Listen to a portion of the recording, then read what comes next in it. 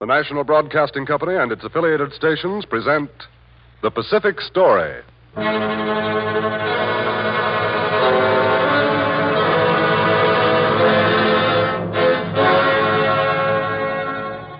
the mounting fury of world conflict, events in the Pacific are taking on ever greater importance. Here is the story of the Pacific and the millions of people who live around this greatest sea. The drama of the peoples whose destiny is at stake in the Pacific War. Here, as another public service, is the tale of the war in the Pacific and its meaning to us and to the generations to come.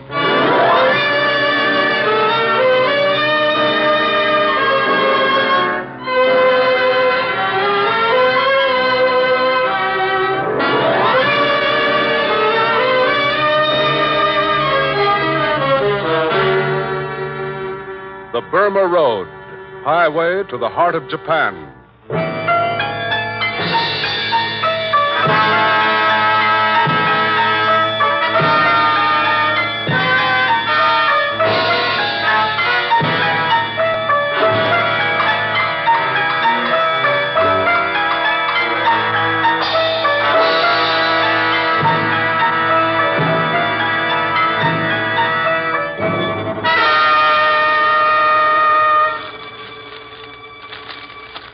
Look here, Hardiker. You can see it for yourself. Well, that's a California newspaper, isn't it? Yes. Now look at that advertisement. Right there. Well, it looks alarming to me. Oh, in America, they're advertising through trips from Liverpool to Hong Kong. Straight across America on the new transcontinental railroad. Yes. Atlantic to the Pacific.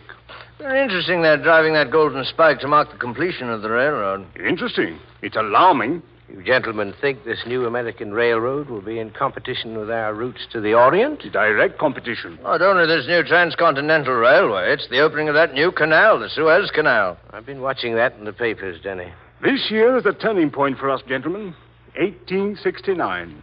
2 new shortcuts to the Orient opening up, and how many of us realize the importance of this?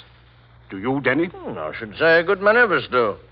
It means that the most important route for our commerce might be across the United States on that railroad. It means far more than that. What are you getting at, Sims? That old idea of a road through Burma to China? It's not an old idea, Hardiker. Oh, people have been meddling with the idea for 30 or 40 years. Yes, but the need is becoming greater every year. Oh, I think Sims is right, Hardiker. Of course I'm right. Here, look at this map here on the wall. The same map you've had up there for 20 years or now, more. look here. Our ships have been sailing through the Bay of Bengal here, just below Burma, for a century. Yes. Now, look up here. Up in China? Yes. Follow my pencil. This is the Yangtze River. See? It goes up here, way up to here. You follow me? Yes, I see it. Now, notice the little distance from the headwaters of the upper Yangtze in China to the northern reaches of the Bay of Bengal. Oh, heavens, I didn't realize they were so close. What is the distance between them, Sims? Oh, about 600 miles, I should judge. That means that Calcutta actually is within 600 miles of the Yangtze River. Yes, by overland route. On the other hand, it is 4,300 miles by sea from Calcutta to Shanghai. I should say that's a valid reason for building some sort of route across Burma to China. It would give us a decided advantage over competitors for the China trade, despite that American transcontinental railroad and the Suez Canal. Are you thinking of some such thing as having Rangoon as the port of China? Perhaps. Or ships or boats could go all the way up to the Irrawaddy River to Burma, or up the railway to Lasho. Oh, Sims, you're an incorrigible dreamer. I am a realist, Hardiker. Oh, you have only to look at the efforts that have already been made. Adventurers, missionaries, explorers. But we are businessmen. Yes, but Hardiker, you forget the natives are sending loaded pack mules from Burma into China by the hundreds every month. And that's only a hint of what could be developed with the Burma Road. Oh, you mustn't be deceived. The natives are using pack mules, but no British firms are sending consignments through that jungle wilderness. Not even our competitors. Hardiker, it's got to be done. And mark my words, if a road is not put through Burma, the time will come when... Interest in a Burma road into China waxed and waned for more than half a century. And then in 1937, the Japanese attacked China at the Marco Polo Bridge. But even then, in the first months of the Sino-Japanese War, China did not awake to the vital need of a road through Burma. China had half a dozen open ports with supply lines to the interior. She had 2 routes through Indochina. Then at Shanghai, the Japanese blasted Shanghai from the sea and from the air.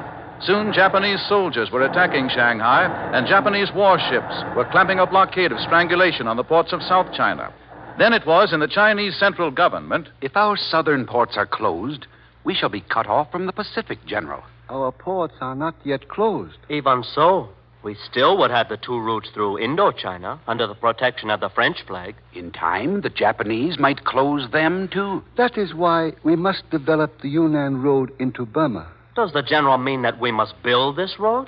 It may someday be our lifeline. It would be an enormous task. That is why there is no time to lose. But the terrain is almost impassable, sir. And there is perhaps more malaria in that country than any other place in the world. Look here at the map. Yes, sir. The road must run from here in Kunming to either of these 2 terminals in Burma, Lashio or Pamo. Well, that route would have to cross some of the deepest canyons in the world. Yes, and 2 mountain rivers, too. The Mekong and the Salween. Or bridges would have to be built. This is no time to talk about details. It is a job that will take hundreds of thousands of workers. Here you see is a provincial road that runs from Kunming 263 miles west to Shakuan. We can use this road and then cut through the mountains here down into Burma.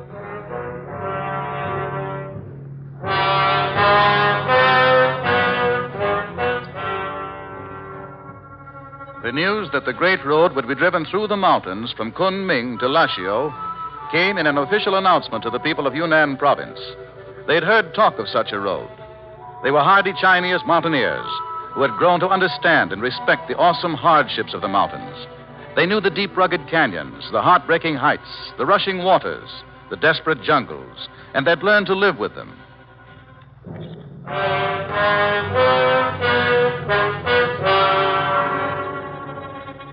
Into their country, the call went out for labor, for the hundreds of thousands of Chinese who, almost without tools, almost with their fingernails, would have to scratch the road out of the mountains. But the road means nothing to us. No. We live 8 days of walking from where the road will be built. Every village within 8 days' journey of either side of the road must provide workers for the road. Let the ones who will live near the road build it. Yes, they will benefit from it. Why, your village will benefit from the road. All villages will benefit from it. We must leave our homes and our families. Until the road is built, yes. Most of the people of my village will never see the road. The road will bring the world to you. Every village must build its part of the road. You will all gather here and bring your food and baskets and tools. I will guide you to the place. Between 200,000 and 300,000 Chinese labored, as those other Chinese had toiled, to build the Great Wall of China centuries before. With hand chisels, the great stone rollers for smoothing the grades were hewn out of solid rock. Teams of bullocks dragged them over the jagged surface.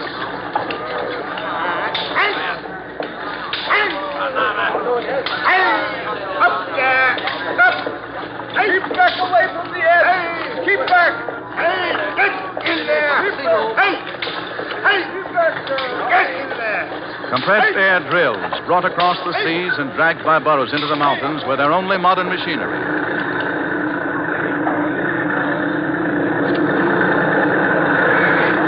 Help me hold it. Press down on it. Is that deep enough now? Not quite. Press down on it.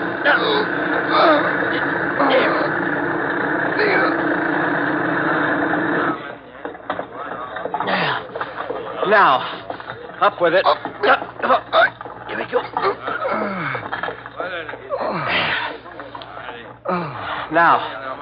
Now we are ready for the dynamite. Yes. Here is the bamboo tube. Is the fuse fixed to it? Yes. It is all ready. All right. Now, help me ram it down. Yes. Into the holes shattered by the compressed air drills, deep into the shoulders of the forbidding mountains, were rammed bamboo tubes filled with dynamite, crude fuses attached. Now it is ready. Stand back over there. Stand back! Watch out!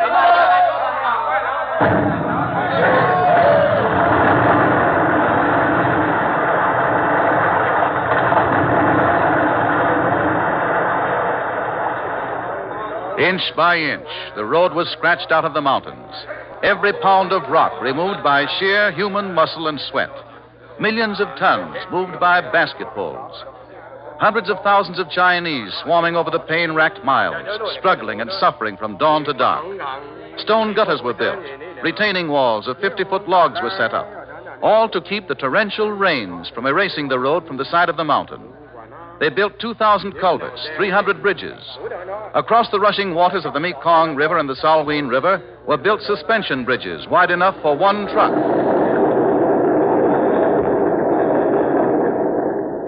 As the crow flies, the distance from Kunming in China to Lashio, the railhead in Burma, is 360 miles.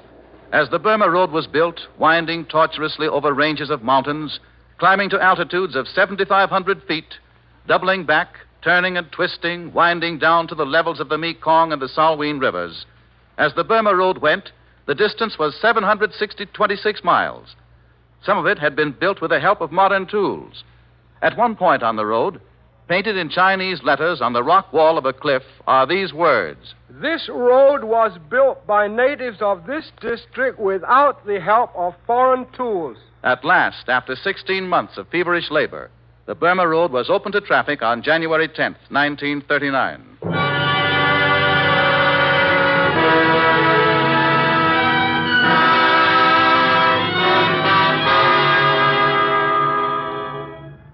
The Burma Road had not been open long before trouble loomed on the horizon. In Tokyo, where military leaders had taken note of the construction of the road, there were vehement outbursts. 10 months before the road was completed, the British steamer Stonehall sailed from Odessa with a cargo for China to go over the Burma Road. What was in the cargo? Russian arms and ammunition for the Chinese, sir. Then this material arrived in Burma even before the road was completed? Yes, sir. It was unloaded for shipment by rail to Lashio, and from there over the Burma Road into China. Yes, and within the next month, 5 more ships brought cargoes of war material for transport over the Burma Road. Has no effort been made to halt these shipments to China? Oh, yes. Protests have been made to Sir Archibald Douglas Cochrane, the British governor of Burma. It has been pointed out that this might involve Burma in our war with China. Yes, but this has not stopped the traffic, General. The material brought by the next 4 ships was shipped by boat up the Irrawaddy River to Burma, and from there over the Burma Road into China. Then the military stores were sent by riverboat instead of over the state-owned railways, huh? Yes, sir. But that was only for a short time. Now traffic is moving over both the railroad to Lashio and up the river to Burma. You have found out what these shipments are, actually? Yes, sir. There are airplanes, anti-aircraft guns, and ammunition and small arms. Yes, yes. And now we have intelligence that there is a project to build a railroad from Burma to Yunnan in China. We will put a stop to the shipments of material through Burma to China. Any road that is used for war traffic will be bombed. Serve notice that the Japanese government will assume no responsibility. The steel ring of the Japanese was closing in on China. In November 1939, the Japanese took Nanning and thereby cut off the most important route for gasoline imports. Now, gasoline became as precious as pearls. Traffic on the Burma Road dribbled down to a trickle, not only because of the shortage of gasoline, but because of the red tape of its operation. All right, get in there. Don't push me. You'll get worse than that before this is over. Don't let that jailer scare you. That's what he told me, too. You'll have plenty of time to think it over. When are you going to bring us something to eat? When the time comes. That's what that jailer always says. What did they lock you up for? They said for selling some of the gasoline out of my truck. Is that all? What are you in here for? They said I was carrying private passengers and cargo in my truck. Oh, you are a driver on the road, too? I was. I came all the way from Singapore. I came from Shanghai. I volunteered to drive a truck on the road to help, to do as much as I could for China. Uh-huh. But you got sick of it, of the small pay. Well, so did I. And not only the small pay, but everywhere you turn, you hear of graft.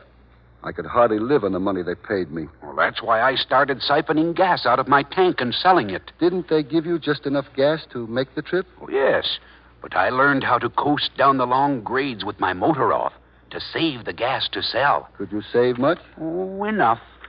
We called it white wine. White wine, huh?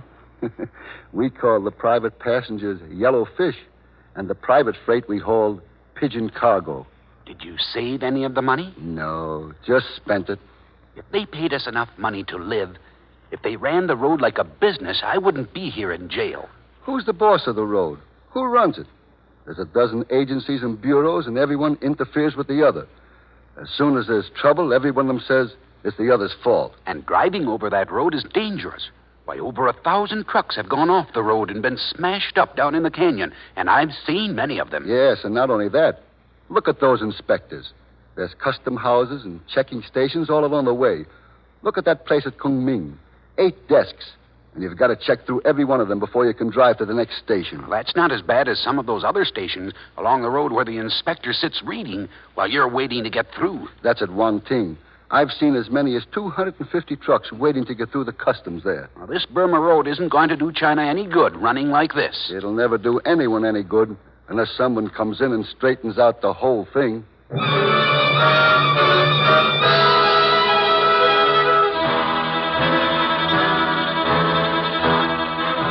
The situation on the Burma Road was critical. But it was to become even more so. More and more supplies were going into China through Indochina. Then, in June 1940, France fell. French Indochina lay open before the Japanese without the backing of the motherland. The Japanese demanded that the passage of Chinese goods over the Indochina Railway stop. And with scarcely more than a protest, the French stopped it. Now, the Burma Road was practically the only route from the outside into China. But the greatest blow was still to fall. Under pressure from Japan, the British government has agreed to close the Burma Road to the transit of war materials for 3 months. It has become known today that the subject has been under negotiation for several weeks.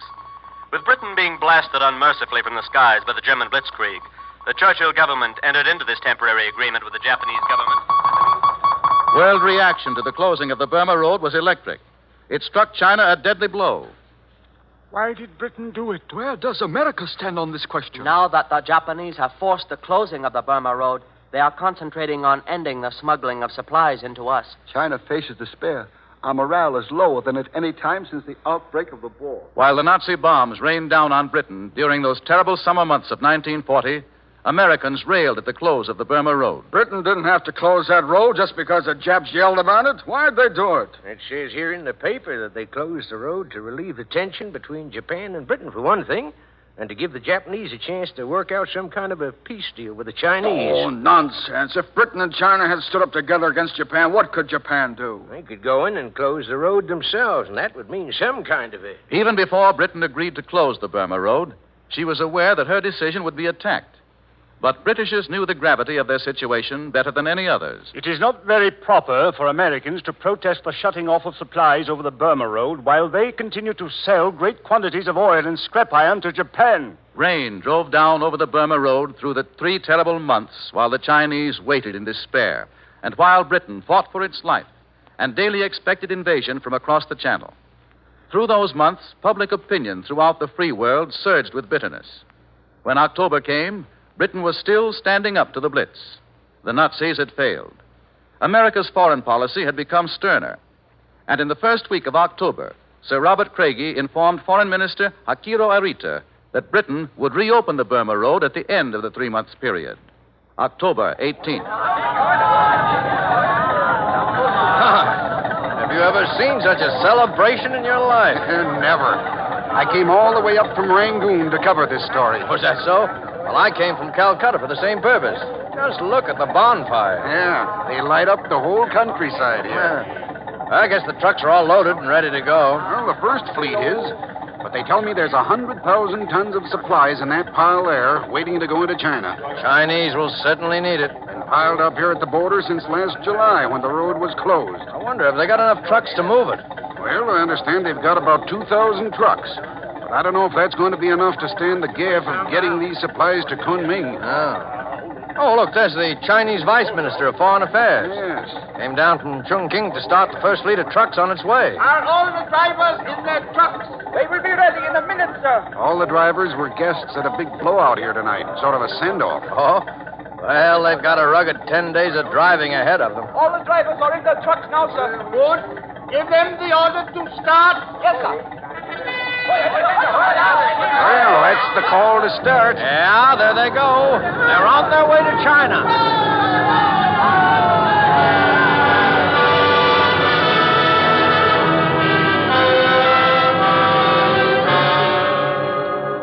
The Burma Road was open again, but the amount of freight that passed over the road was disappointing.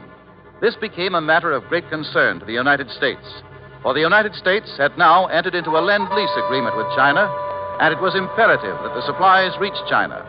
At length, after communications between Generalissimo Chiang Kai-shek and the American government, 3 American specialists in motor transportation were sent to China to unravel the knots in China's lifeline. When Daniel Arnstein, Harold S. Davis, and Marco Hellman arrived in China, things began to happen.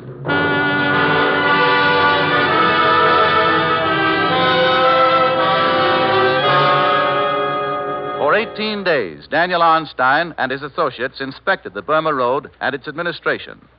Then the 3 of them went to Rangoon, locked themselves in a stifling hot hotel room, and dictated their report to 2 bewildered Burmese stenographers. Have all 3 of them gone? Yes, but they will be back soon for the revised report. They boiled it down from 139 pages to 35 pages. I have never seen such men in my life. That big man. Mr. Arnstein? Yeah, he is like a hurricane. Ooh, he sweeps through everything. He tired me out with all his energy even before we started writing the report. They say he owns 8,000 trucks and 7,000 taxicabs in New York. Well, Mr. Davis is almost the same. He is big and powerful, and he knows all about trucking, too. I think they have worked together a long time. But Mr. Arnstein must be the boss. He is the boss.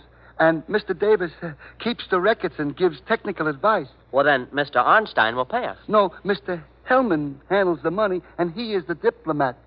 Mr. Hellman is different from Mr. Arnstein and Mr. Davis? Yes, he is a banker and a specialist on transportation. I have never seen such men. They went over the road and into every office like a cyclone. They inspected everything, and they saw everything. When they rented this room and stripped down to the waist before they started dictating the report, I didn't know what they were going to do. I have never seen such men. The way they dictated, naming names and telling about inefficiency and bungling. I thought they would never get through. 139 pages. It was Mr. Hellman who boiled it down to 35 pages. I wonder what the Generalissimo will think when he reads it. I don't know, but we had better get the report ready. Mr. Einstein will be back in a few minutes. The report was neatly prepared and delivered to Generalissimo Chiang Kai-shek. The Arnstein Commission had pulled no punches. The report blasted the inefficiency of the operation of the highway and spared no feelings in saying who was at fault. It set forth a plan for having 8,000 trucks running on the road at one time. Within a matter of hours after Generalissimo Chiang Kai-shek read the report, things were happening. To the director of the Wanting Customs Office situated on the border of China and Burma, effective immediately. The Wanting Customs Office is to remain open 24 hours a day. No delays in keeping traffic moving will be counted. All directors of truck operations, effective immediately. All authority for the operation of trucks on the Burma Road will be concentrated in one agency. The 16 separate agencies which have heretofore been concerned with truck operations will relinquish all authority to the single agency. To all supervisors of transit, effective immediately. Any truck delay of more than 1/2 hour on the Burma Road is to be reported to Generalissimo Chiang Kai-shek personally at once. All instances of trucks being held.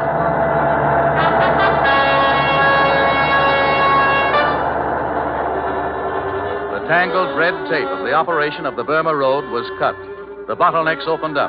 The driving time cut in half. The tonnage increased. Recommendations were made that a pipeline 700 miles long be built alongside the road, that the highway be given a hard surface. By November 1941, the great twisting, winding, writhing road was moving freight in greater quantity than ever before into fighting China. The next month, Japan was at war with the United States and Britain and was driving to close the Burma Road.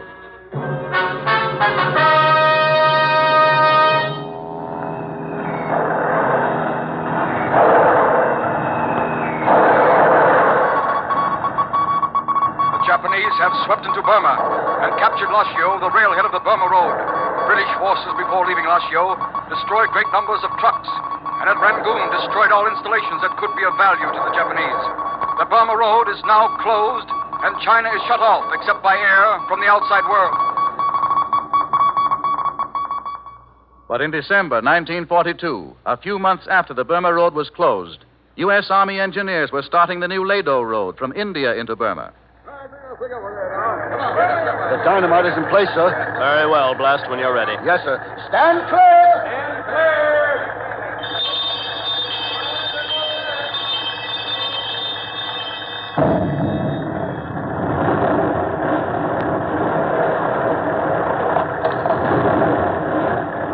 That did it, sir.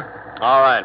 Now get your men in there and set your next blast. I'll have the bulldozers up here to push through. Yes, sir. All right, jump to it. Come on, let's move. Are you making any progress, Lieutenant? Oh, Major Seat. Well, it's mighty slow going, sir. Yes. We're facing worse conditions here than the workers faced in digging the Panama Canal. Oh, I've never seen such jungles. You never know when you're going over a ledge down into a gorge. Get out, Major. Another Jap sniper, eh? Anybody hit?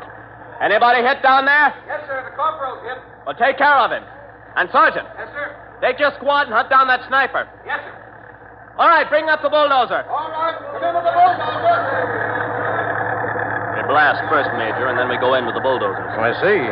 Seems to be the only way to make any progress through this jungle, following the jungle trails.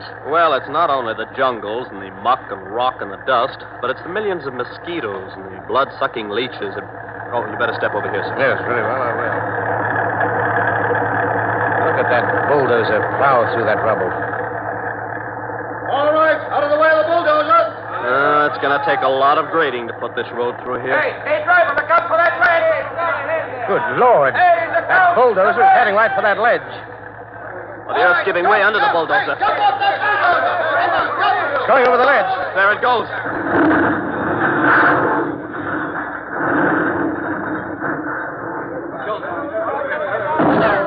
Watch out for that sniper. Send a detail down to the bulldozer, Lieutenant. Yes, sir. Keep the crew on the job. We've got to get this road through, and our time is running short.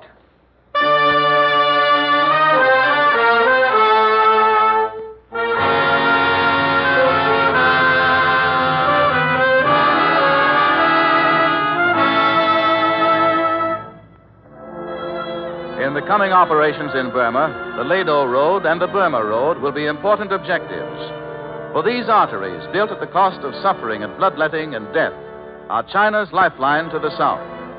The Lado Road will be a supply line for the Allied forces, and ultimately will be the link between the supply bases in India and the Burma Road into China.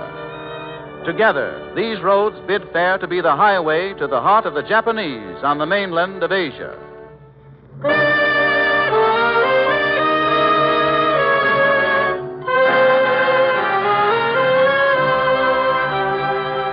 You have been listening to The Pacific Story, presented by the National Broadcasting Company and its affiliated independent stations as a public service to clarify events in the Pacific and to make understandable the cross currents of life in the Pacific Basin.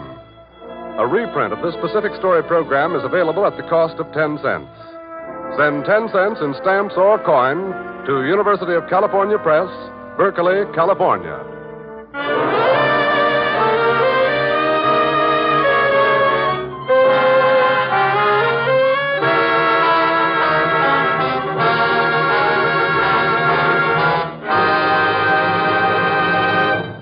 The Pacific Story is written and directed by Arnold Marquis.